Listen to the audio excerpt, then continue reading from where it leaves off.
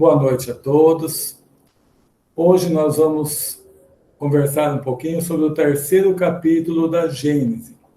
O segundo eu não fiz porque nós já tínhamos acabado de vê-lo, que é sobre Deus, naquele capítulo que nós falamos novamente do Livro dos Espíritos. E eu incluí as coisas da Gênesis no Livro dos Espíritos. Então, eu fui para o capítulo terceiro agora, o bem e o mal. Então, nós estudamos lá no primeiro chamado As Leis Morais, o terceiro livro, quando nós fomos estudar o que seria essa lei moral, nós vimos essa pergunta 630 no Livro dos Espíritos, vocês devem lembrar. Como se pode distinguir o bem do mal? Kardec perguntou, como se pode distinguir o bem do mal? E a resposta foi a seguinte: o bem é tudo que está de acordo com a lei de Deus. E o mal é tudo que dela se afasta. Assim, fazer o bem é se conformar à lei de Deus. Fazer o mal é infringir esta lei. Então, até por essa resposta dos espíritos, nós vamos já percebendo de imediato que de Deus só recebemos o bem. Nada que venha de Deus pode nem passar longe de ser o mal, de jeito nenhum. Tudo que vem de Deus é bom. Tudo que vem de Deus só nos traz bem. Origem do bem e do mal. Então, o bem nós já sabemos qual a origem, vem de Deus. Então, nós vamos estudar de onde vem o mal. Por que nós ainda trazemos o mal no coração? Por que nós enfrentamos o mal na nossa vida? Sendo Deus o princípio de todas as coisas, e sendo esse princípio toda a sabedoria, bondade e justiça, nada pode produzir de insensato, mal e injusto. Então vamos só reforçando isso. Tudo que vem de Deus é bom, tudo que vem de Deus é bem. Então, se existe o mal, lógico que ele não pode vir de Deus. Isso que nós já vamos chegando de início a essas conclusões de raciocínio. Se Deus só manda o bem, logicamente, por uma questão até lógica, né? Ele nunca mandaria uma coisa má para nenhum dos seus filhos. Então, o mal que observamos, Kardec coloca isso, o mal que observamos não deve, pois, ter a sua fonte nele. Então, todo o mal que nós acreditamos que seja mal, nós vamos ver daqui a pouco que muitas vezes nós temos uma ilusão de uma coisa que é má e, na verdade, ela é boa, ou ela é natural que ocorra. E, por não conhecermos o sentido real das coisas, nós, muitas vezes, vemos o mal onde ele não existe. Então, isso que nós vamos continuar. Mas, Kardec já colocou de uma forma bem clara aí. O mal não pode ter a fonte em Deus. Deus não produz o mal. Se o mal fosse o atributo de um ser especial, chamado Satã ou Diabo, ou este seria igual a Deus, e consequentemente tão poderoso quanto ele, e de toda a eternidade igual a ele, ou seria inferior. Então, Kardec, isso ele faz muito mais no livro Céu e Inferno. Ele não foge das perguntas, das premissas, para chegar à conclusão. Ele falou, vamos dizer que se existisse diabo, existisse Satã, como que seria? Ele fala assim, de duas uma, ou ele seria igual a Deus ou seria inferior. A primeira hipótese, ou seja, ele ser igual a Deus, é inconciliável com a unidade de vistas que se revela na ordem do universo. Nós já vimos isso aqui quando a gente estava justamente tratando de Deus, que nós vemos a presença de Deus no macrocosmos, tudo funcionando de forma perfeita no universo.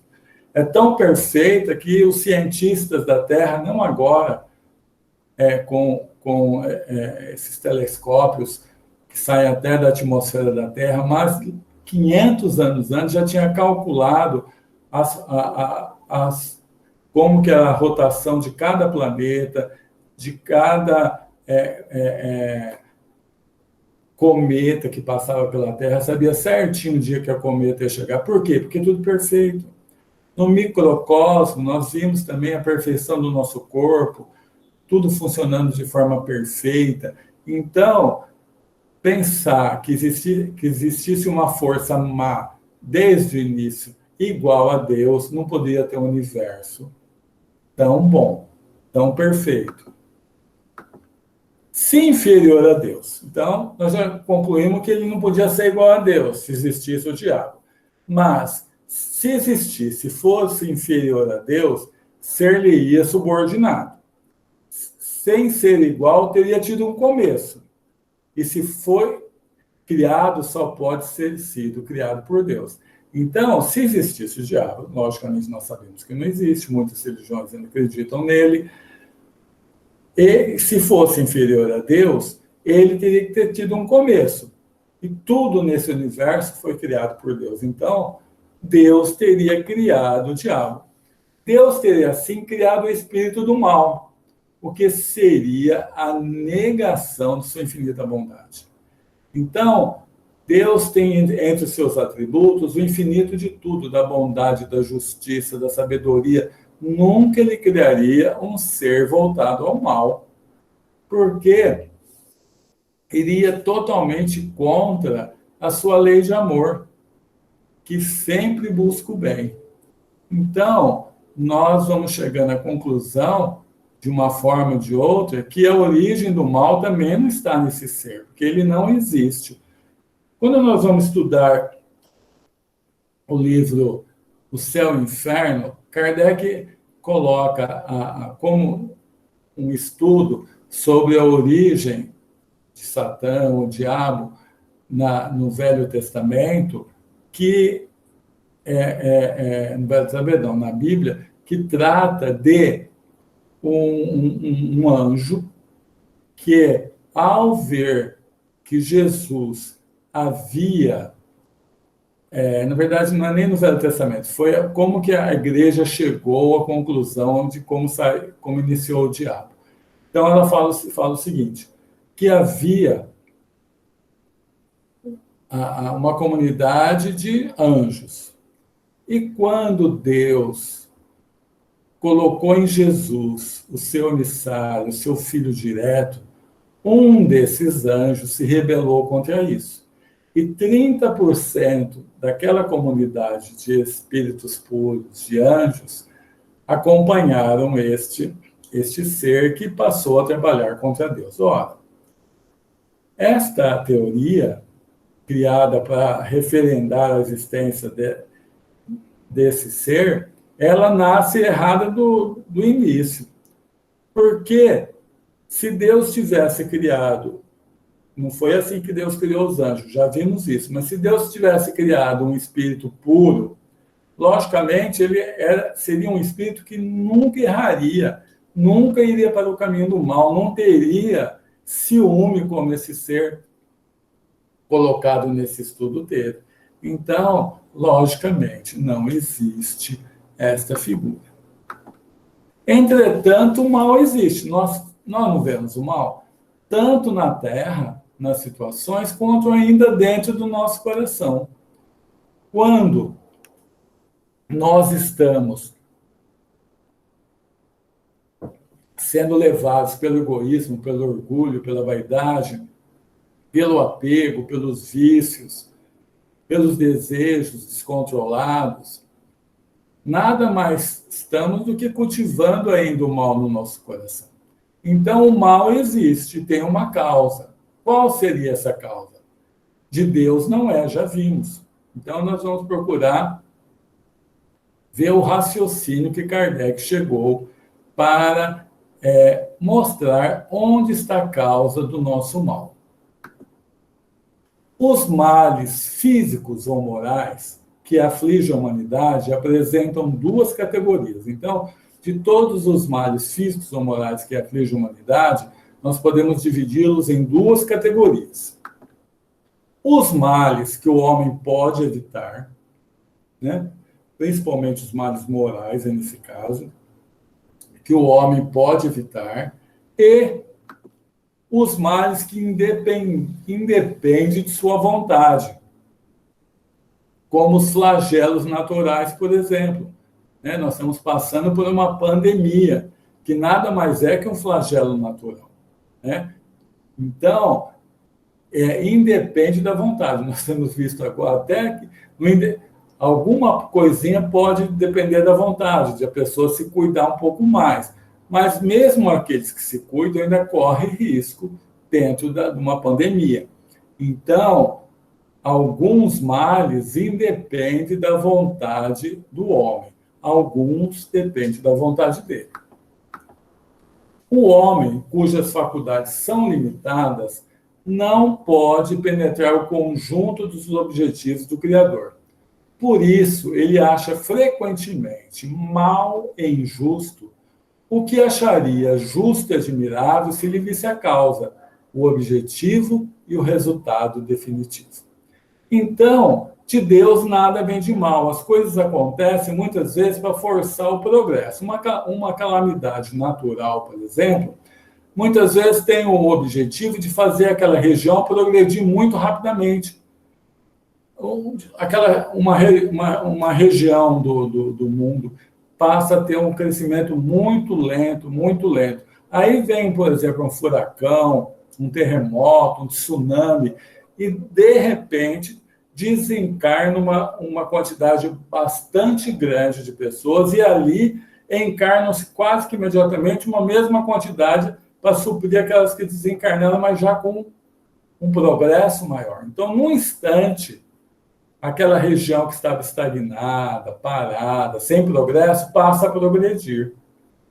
Nós vemos em todas as situações que a gente vai olhando na vida, por exemplo, as nossas doenças, que parecem um mal.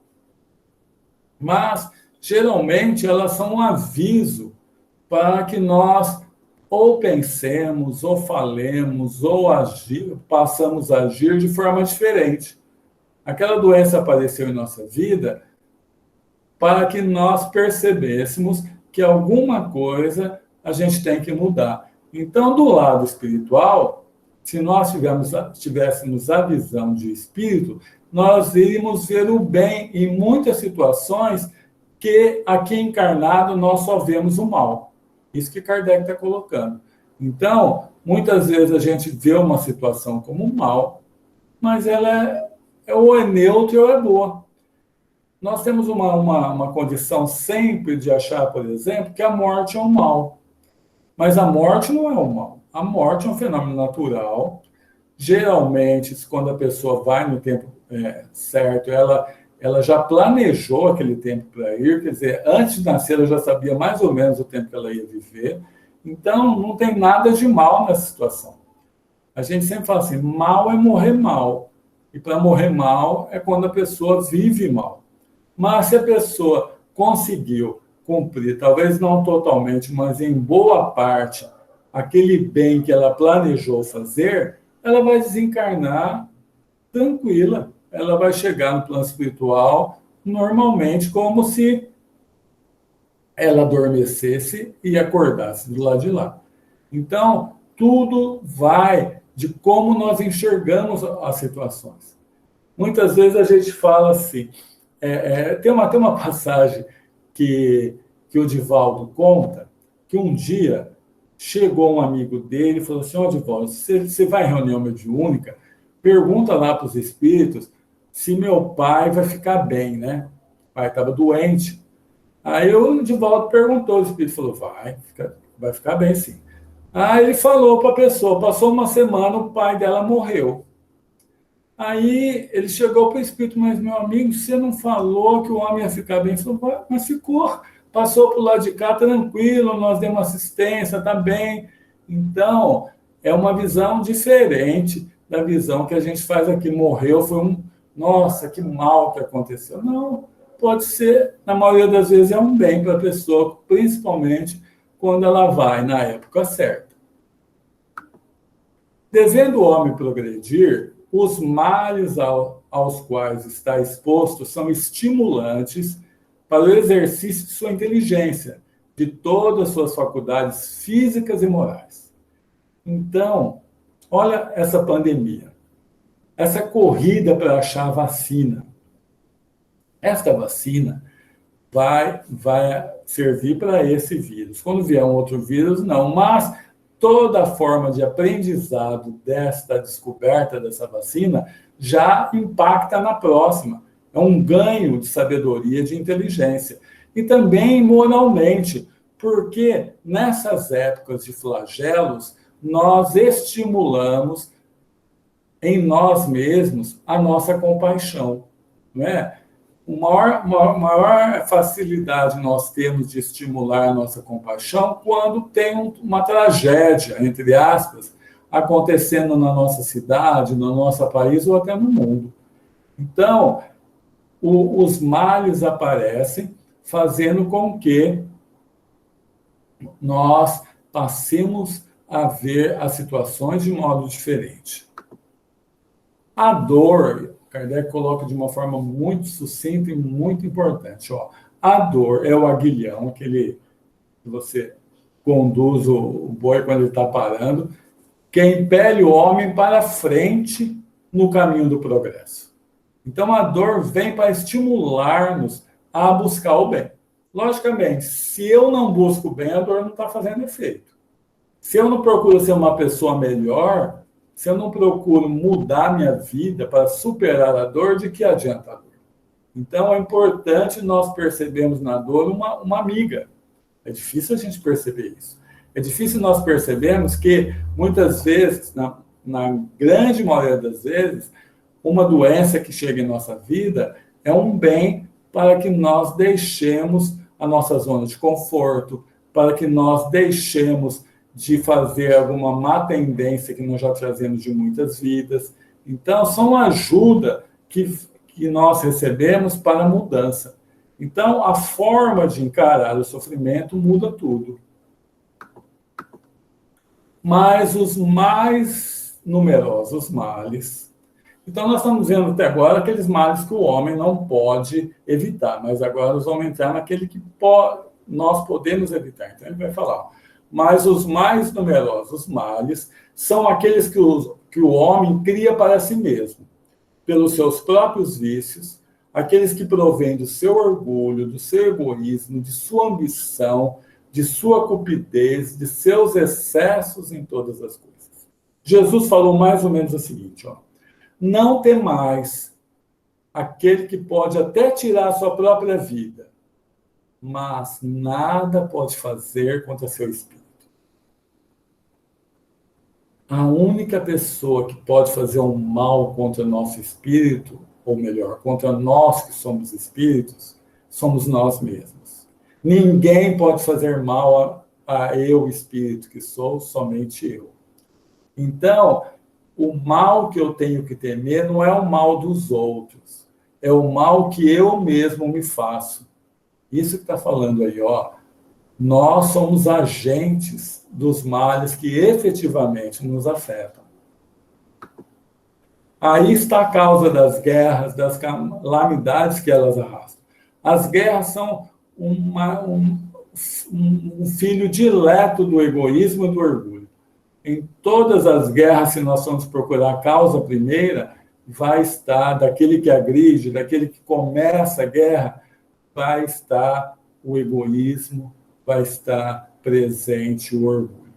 Então, o mal gera todo esse prejuízo. Deus estabeleceu leis plenas de sabedoria que tem por objetivo somente o bem. Nós já vimos muito isso. Então, tudo que vem de Deus é bem. O homem encontra em si mesmo tudo que é necessário para a seguir. Sua rota está traçada na sua consciência. A lei divina está gravada no seu coração.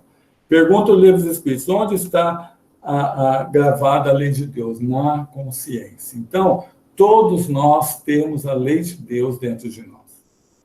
Cabe a nós irmos buscando ela, trabalhando no bem, sempre buscando o Deus interno que todos nós trazemos. Além disso, ele continua, Deus o chama sem cessar através de seus messias e profetas, pelos espíritos encarnados e pela multidão de espíritos desencarnados. Nós encontramos em nossa vida muitos encarnados que nos mostram o rumo. De que forma? Pela vida deles, que eles são modelo de vida para que nós possamos seguir, né? Eurípides Barçanufo, Chico, Gandhi, um monte de espíritos bastante elevados que deram um exemplo de vida para cada um de nós. E além dos espíritos encarnados, nós temos uma ajuda muito grande dos desencarnados, tanto na psicografia, nos livros, né, quanto nas reuniões mediúnicas. Se nós prestarmos atenção nas comunicações que recebemos numa reunião mediúnica, nós vamos perceber que a maioria é para nós. Vem um espírito ali aflito, se nós introjetarmos o que ele está falando, nós vamos ver que muitas vezes nós estamos fazendo a mesma coisa que ele fez enquanto encarnado. Então, os espíritos nunca deixam de nos alertar dos caminhos bons e não bons que estamos percorrendo. Se o homem se conformasse rigorosamente com as leis divinas, não há dúvida que evitaria os mais pungentes males e que viveria feliz sobre a terra. Se não o faz, é em virtude de seu livre-arbítrio e disso sofre as consequências. Eu gosto de uma frase, eu já falei aqui, que fala assim, ó, se o malandro soubesse da vantagem da virtude, ele seria virtuoso, ainda que fosse para levar vantagem. Ou seja, nós, malandros que somos, nessas nossas vidas, não aprendemos como é bom ser bom, como é bom ser caridoso, como é bom ter compaixão, porque o dia que nós aprendermos essa coisa tão simples, né, que plantando o bem só vamos colher o bem e assim seremos plenamente felizes, não pensaremos nem de longe de fazer o mal. Então, o mal em nossa vida é fruto de nossa ignorância. Nós não aprendemos ainda como é bom ser bom. O dia que aprendermos, vai ficar tão natural fazermos o bem que nós vamos falando, nossa, como que eu não fazia o bem antes? O que será que me levava a não fazer o bem? Se é uma coisa tão lógica, que se eu plantando o bem, eu colho o bem. Então, é isso que Kardec está colocando nessa frase. Entretanto, Deus, toda bondade, pôs o remédio ao lado do mal. Chega em momento que o excesso do mal se torna intolerável e faz no homem o desejo de mudar o caminho. É isso que muitas vezes nós estamos passando agora. E vamos passar mais ainda até esta conclusão, que ainda está talvez distante, talvez não tanto, dessa passagem da Terra de mundo de expiação e prova para mundo de regeneração. Porque o homem, nós ainda necessitamos do contraste. A gente tem necessidade de ver um total desequilíbrio para trabalhar para voltar ao equilíbrio.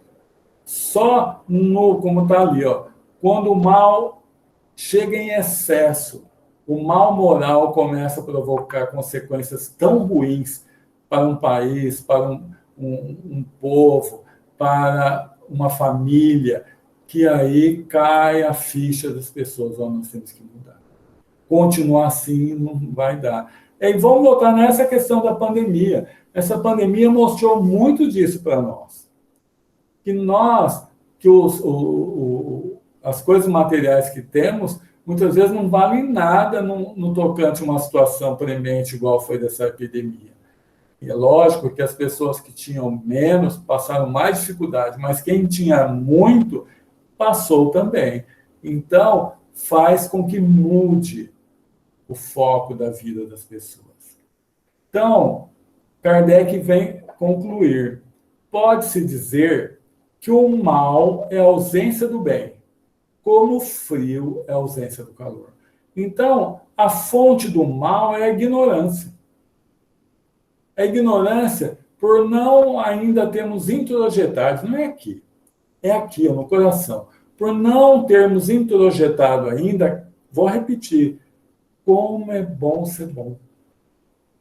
Como é bom nós pensarmos no outro também, refletirmos sobre isso. Como é bom fazer isso. Deus quer apenas o bem, só do homem vê o mal. Então, todo o mal ainda são consequências de más atitudes que nós tomamos.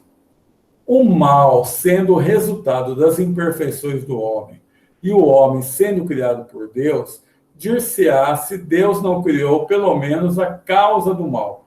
Se houvesse feito o homem perfeito, o mal não existiria. Muitos materialistas usam isso contra Deus. Eles falam assim, olha, se Deus fosse perfeição, ele não faria o homem mal. Se Deus fosse perfeição, por exemplo, eu já vi muita gente falar, ele teria tirado a vida do Hitler quando criança. Então, nós vamos continuar vendo essa questão do mal para saber de onde ele começa. Porque o que Deus faz está tudo certo. Deus não tem pressa também conosco, porque ele sabe que todos vamos chegar à perfeição um dia. Mas ele nos ajuda a chegarmos antes. Ele nos dá uma ajuda muito, infinitamente maior do que merecemos para que cheguemos antes. Então, Deus não nos criou perfeitos. Ele podia ter nos criado perfeito, porque a gente não passasse por esse caminho de cair no mal. Poderia, ele é todo poderoso, mas por que ele não fez? Porque ele quis que fôssemos submetidos à lei do progresso e que esse progresso fosse o fruto do nosso trabalho. A gente não vê isso aqui entre nós encarnados. Por exemplo, uma pessoa que adquiriu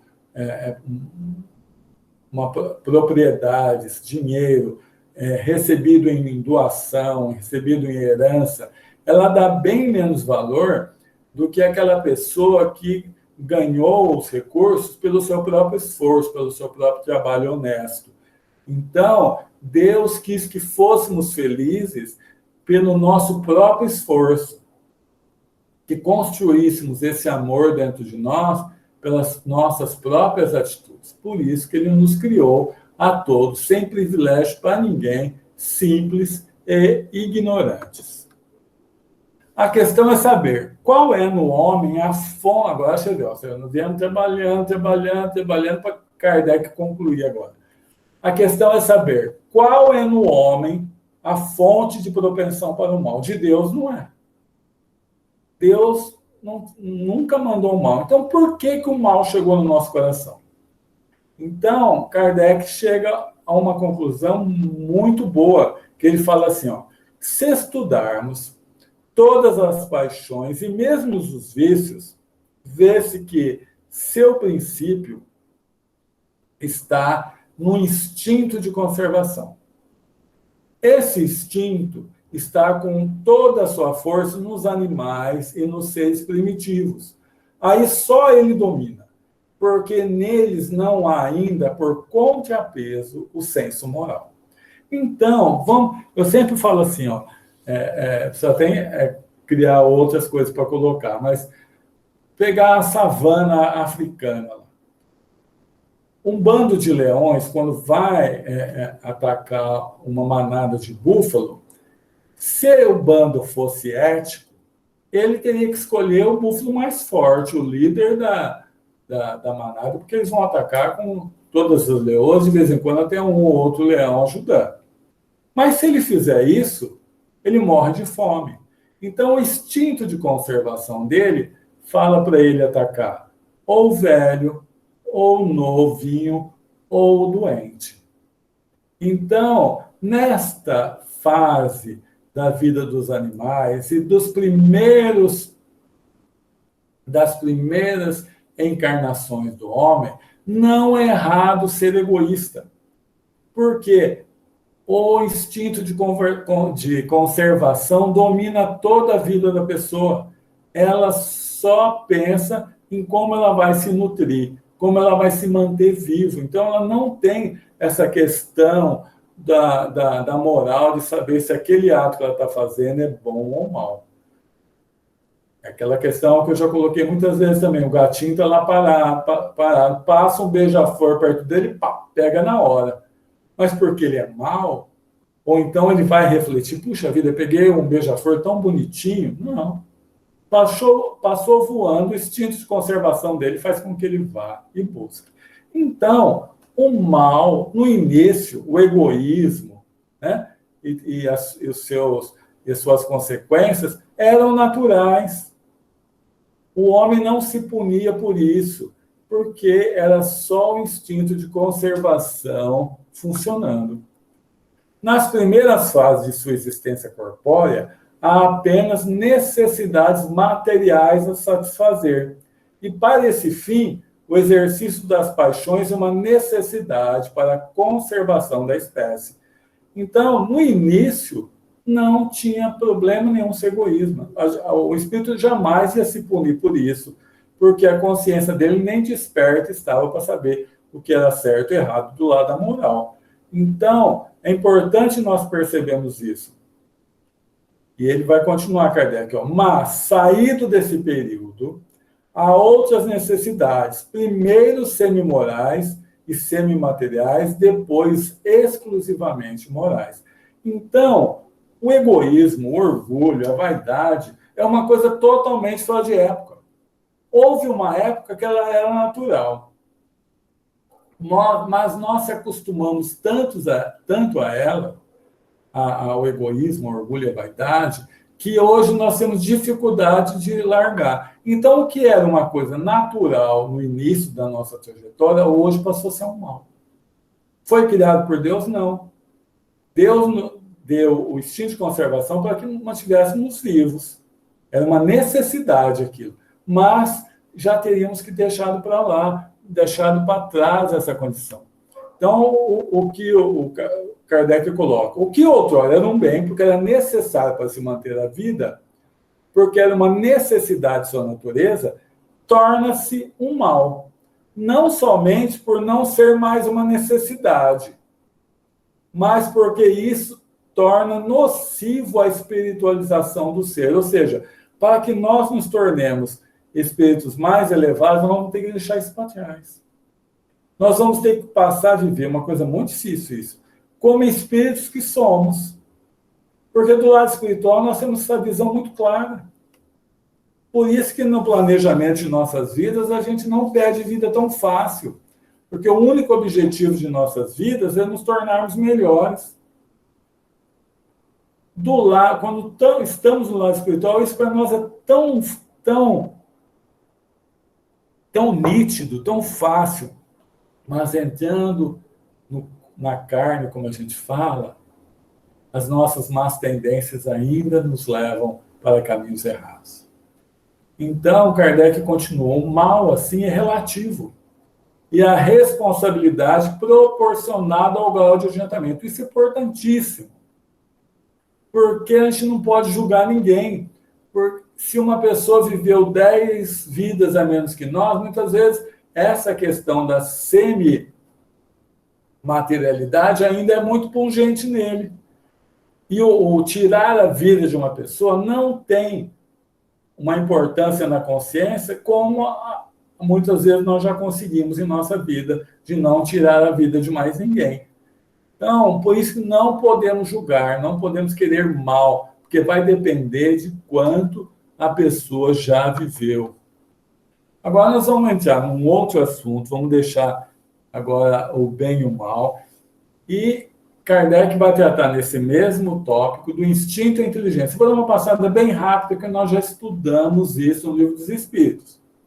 O instinto é a força oculta que solicita os seres orgânicos a atos espontâneos e involuntários, tendo em vista a sua conservação. Uma vez eu já confabulei bastante com o Donizete dessa origem do instinto. Como começa o instinto? Então, nós não podemos perder de vista que toda a evolução do corpo anímica e dos primeiros progressos do princípio inteligente aqui na Terra foram feitos por emissários de Jesus. Então, o que eles faziam? Todos os nossos sentidos, por exemplo, muitas vezes começaram lá nas primeiras bactérias, que via a luz, o tato, né? E os espíritos manipulavam. Quando uma porção de seres conseguia algum avanço, eles pegavam aquele conhecimento e jogavam para toda a raça daquele ser. Então, esse instinto, ele tem uma característica de ser perfeito, de não errar no tocante à conservação das pessoas. Já a inteligência se revela por atos voluntários, refletidos, premeditados, combinados, segundo a oportunidade e a circunstância. É um atributo exclusivo da alma. Então, a inteligência, ela vai sempre estar de mão dada com a liberdade e a responsabilidade. Quanto maior a inteligência, maior a responsabilidade. Por quê? Porque a pessoa vai ter maiores condições de saber o que é certo e o que é errado. Mas ela pode errar? Lógico que pode. Deus nos dando uma condição de livre-arbítrio, de usar a nossa inteligência, no mínimo, nós temos 2 caminhos a seguir. No mínimo 2. E algumas vezes nós pegamos o caminho errado. Aí a dor aparece naquele caminho errado para nos indicar, você está no caminho errado. E se nós usarmos a nossa inteligência, nós falamos, esse caminho não é bom, porque está trazendo consequências mais, e voltar para o caminho do meio, a dor fez o papel dela. O caminho do meio não, o caminho correto, a dor fez o papel dela. O instinto difere de tendência e do impulso. Tendência é sinônimo de predisposição, de inclinação ou propensão. Alguma coisa nata que pode ser controlada pela educação se for negativa, ou seja, as nossas boas e más tendências que trazemos de outras vidas. Então, baseadas ainda, a tendência, logicamente, pode ser uma coisa ruim, não é igual ao instinto, que é sempre bom. E nós trazemos de outras vidas. O impulso difere, pois, do instinto, pois esse independe do controle da razão. E a tendência, não.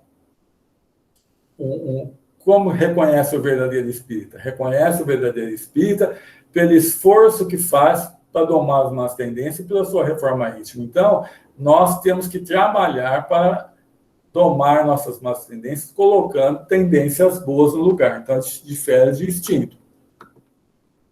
Também difere de impulso, que é uma reação irrefletiva e espontânea, movida pela emoção, que também pode ser administrada pela educação.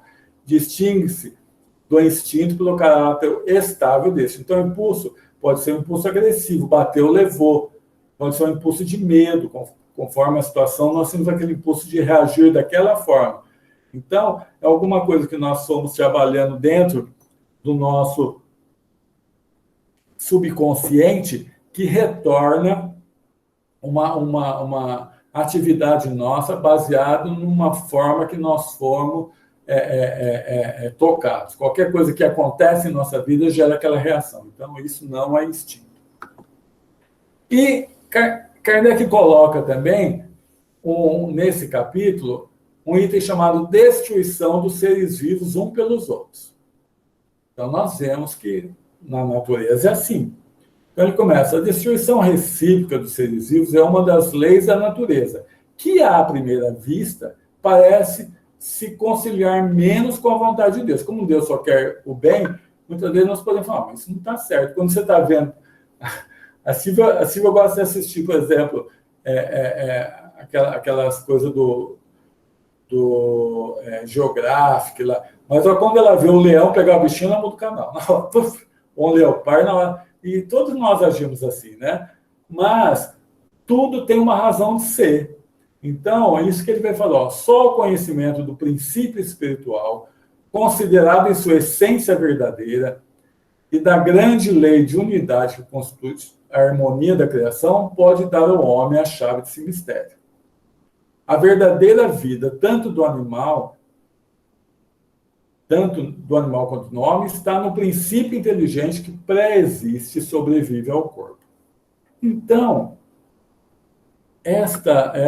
uma primeira utilidade é puramente física. Os corpos orgânicos se mantêm somente com a ajuda de matérias orgânicas. Então, a gente pega os animais carnívoros, por exemplo, eles vão precisar de outros animais para se alimentarem.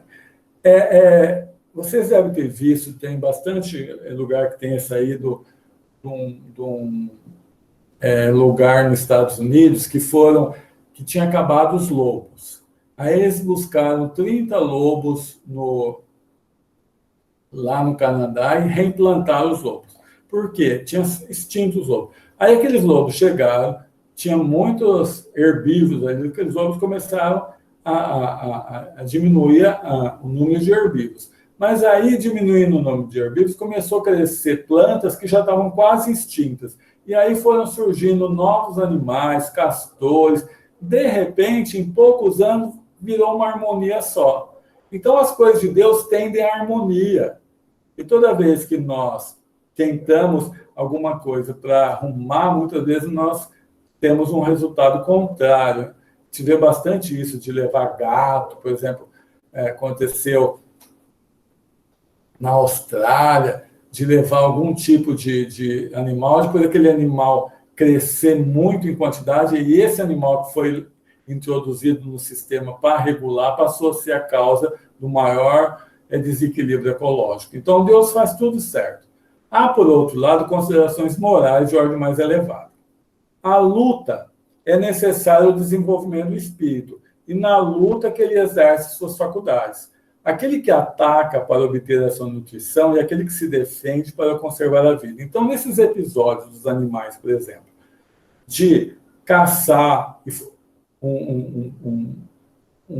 para comer e fugir de um predador que quer pegá-lo, o animal vai colocando diversas estratégias. A gente percebe bastante isso, né, nesses documentários que passam da África, passam aqui do Pantanal do Brasil também, como os animais planejam com astúcia, usando até inteligência para caçar e para fugir daqueles que querem pegá-lo. Então, tudo isso vai ajudar no progresso de sua inteligência. À medida que o senso moral predomina, a sensibilidade se desenvolve. A necessidade de destruição diminui. Nós já vimos isso quando tratamos da lei de destruição. Acaba mesmo por se apagar e se tornar odiosa. Então, o homem tem horror ao sangue. Então, isso é um caminho sem volta. De um dia, eu sou carnívoro, eu como carne ainda, mas não vai demorar muito, ninguém mais nessa terra vai comer carne, porque isso vai ser uma coisa muito penosa na vida de todos nós. Ainda não, eu mesmo, a gente não faz uma reflexão muito boa sobre isso, mas devagar isso vai introjetando dentro de nós e nós vamos adquirir novas formas de alimentação que não necessitam tirar a vida de animais. Eu tomei 2 minutos de vocês, eu queria agradecer a todos que estão aqui e abro agora a possibilidade de vocês terem alguma contribuição, vocês que terem dúvidas, ou mesmo não concordarem com alguma situação, é só colocarem. Edson, eu não entendi muito bem quando você chegou aqui no 21, você fala sobre a verdadeira vida do animal, tanto quanto do homem não está mais no envoltório corporal do que no vestiário. Tem como você me explicar isso aí que eu não entendi? Sim. Na lei de destruição, Judite, a gente vai aprender que tudo no universo um dia se destrói. Por que se destrói? Porque passa a não dar condições de vida, tanto os mundos, como o corpo humano e o corpo dos animais.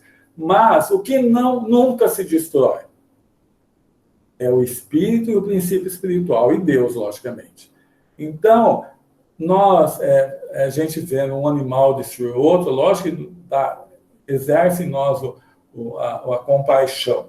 Mas é uma coisa natural, que um animal está se alimentando do outro, tão logo ele volta para o plano espiritual, ele fica numa situação, algumas vezes, de espera, mas ele não vai ter consciência de si, e ele reencarna logo em seguida num outro animal da mesma espécie. Então, isso que ele está falando, que a vida verdadeira está no espírito, tanto no espírito como no princípio inteligente. É isso aí que está tratando esse item aí que você falou. Deu para entender, Judite, ou não? É que aí ele vai renascer em outras vidas. E vai renascer isso. Já, né? Vai renascer naquela mesma espécie. Ele morreu, por exemplo, era uma gazela lá, um leopardo pegou. Logo em seguida, depois de algum tempo relativo, ele vai ser reintroduzido como gazela. Então, como ele foi pego, ele já introjetou dentro dele algumas formas de ele fugir daquele predador. E na próxima vida ele vai estar a inteligência dele vai estar um pouquinho maior nessa área. Tá bom, obrigada. Obrigado. Tinha mais uma pergunta, mas vou deixar o pessoal perguntar e depois eu pergunto. Também. Acho que os outros querem perguntar. Obrigado, Judite. Tem uma pergunta no chat. Ah. O Rodrigo diz assim: por que existe o mal no mundo? O mal é necessário? Olha, teoricamente, o mal não é necessário, o bem é necessário. Mas o mal existe, Rodrigo, como eu falei, pela ignorância. Porque nós ainda estamos vivendo, muitas vezes, como vivíamos bem lá atrás, onde era natural ser egoísta. Então, nós já temos condições, Jesus veio trazer isso há 2000 anos, de deixar esse lado do egoísmo, do orgulho de lado e vivermos sem eles. Então, no início da nossa trajetória, isso que nós chamamos de mal não era um mal, era uma coisa natural, porque o espírito seguia simplesmente o seu instinto de conservação. Hoje passou a ser um mal, porque nos impede de nós progredirmos como espíritos que somos. Então, o mal existe no mundo pela ignorância de não termos aprendido, no sentido de o aprender vivenciando, que como é bom ser bom. Deu para entender, Rodrigo? Sim, entendi. Edson, muito obrigado, viu? Obrigado, eu. Edson, isso que você falou sobre os animais é para manter o equilíbrio também da natureza, né? Isso. Aqueles lobos que foram trazidos, o equilíbrio tem que ser mantido. Porque não pode existir muito animal de uma raça e pouco de outra. Isso mesmo. Não é verdade? Geralmente, quem destrói esse equilíbrio é o homem, né? Porque se deixar os animais se regulam. Né? Somos nós que destruímos esse equilíbrio. É isso mesmo, Cris. Alguém mais? O Edson. Pois não, Donizete. Uma boa pergunta, eu acho que muita gente normalmente pode fazer. É assim: existe um mal feito contra nós perante a justiça de Deus? Quer dizer, eu sou vítima em algum momento? Olha, essa questão é importante. Se nós falarmos assim, não, nunca existe isso, eu estou pensando agora, não responder. O mal que Jesus recebeu, logicamente, ele sempre foi vítima. O mal que São Francisco de Assis recebeu muito na vida, ele era vítima. O mal que o Chico recebeu muitas vezes na vida, ele não precisava daquilo. Então, a Joana de Ângeles, ela fala muito nesse livro aqui, ó, Diretrizes para o Êxito, que Jesus nos ensinou a não reagir ao mal. Como que é essa questão de não reagir ao mal? É uma coisa que é difícil para nós. Não reagir ao mal, na minha visão, não é não nos defendermos. Não, nós temos o direito de nos defender, de falar, essa situação não está boa, você está entrando na minha liberdade, está me causando um mal. é não revidar na mesma condição de quem te ataca. Então, o mal, nós podemos ter alguma pessoa que nos chegue para criar o mal, ou porque nós temos necessidade daquilo para reparar uma situação, ou com uma forma de estimular em nós o bem. Porque se nós, ao invés de revidarmos, nos defendermos sem revidarmos e não desejarmos o mal para aquele que queria ou até nos fez o mal, nós vamos se tornando melhores. Então, é aquilo que Jesus falou, não temais aquele que pode tirar até sua própria vida, mas nada pode fazer contra seu espírito. O mal que nos faz mal é o mal que nós temos no coração. Esse faz mal. Mas você queria melhorar um pouquinho isso, Donizete? Fica à vontade. Não, você explicou muito bem. É que tem as pessoas que sempre estão achando que são vítimas do destino, vítima do outro, vítima da sociedade. E, na verdade, como você disse, tudo que nos acontece tem uma razão de ser. Isso. É uma experiência pela qual nós temos que passar ou por expiação, para reparação, ou por prova para o nosso crescimento. Isso. Então, quando nos acontece alguma coisa, no fundo, é para o nosso bem. Sempre. Nós precisamos, então, ter essa consciência e aproveitarmos a oportunidade. Mesmo porque, né, Donizete, se não for para o nosso bem, Deus não deixa acontecer, né? Se não for para gerar um bem para nós, Deus não vai deixar aquele mal nos alcance. E do contrário, seria injustiça, né? E seria injustiça. Mais alguém? A Judite ainda tem mais uma pergunta, se ninguém quiser fazer. Qual que é a outra pergunta, Judite? A outra pergunta era... eu deixei aqui separadinho. Era que o Rodrigo falou, quando ele falou sobre o mal, né? O que eu entendi é assim, que o mal, ele existe, tem sua causa, certo? E ele vem, a causa é das nossas imperfeições, nesse caso seria, que você falou, seria da ignorância, foi o que você falou com o Rodrigo, seria da ignorância, certo? Que nós, ultrapassando, quando nós fazemos os nossos limites, os nossos erros, certo? Nas nossas ações. Foi isso aí que você colocou, não foi? Isso mesmo. Deus, por exemplo, uma coisa assim mais fácil da gente perceber. Deus nos deu alguns limites. Se nós comemos demais, a gente não vai passar mal? Então, ele nos colocou algumas situações que geram sofrimentos quase que instantâneos para que nós percebamos que aquilo lá nós ultrapassamos os limites.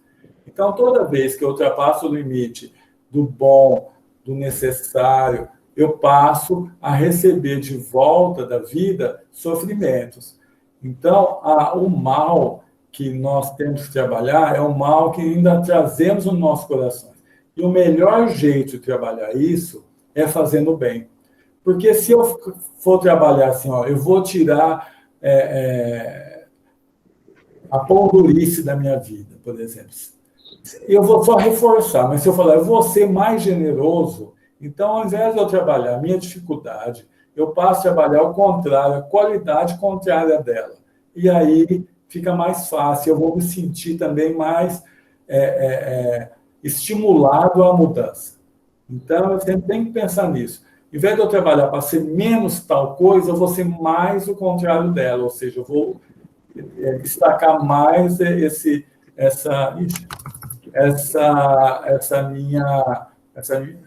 a qualidade contrária àquele defeito que eu tenho.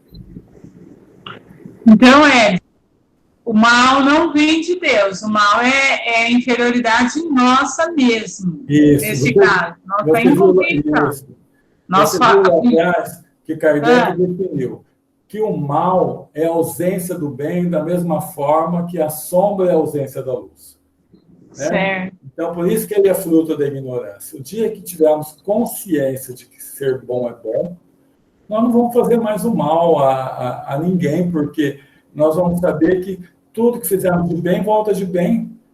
Então, é uma questão só do vivenciarmos, aprendendo aquilo, como é bom ser bom. E aí a gente não vai sofrer, né? Só não vai sofrer. Tem alguns sofrimentos que são naturais, né? Você vai chegando numa idade, croque, croque, croque, o dente que vai estragando, mas daí é os males de quem quis viver muito, né? Quem morre com 30, 40 anos não passa por isso.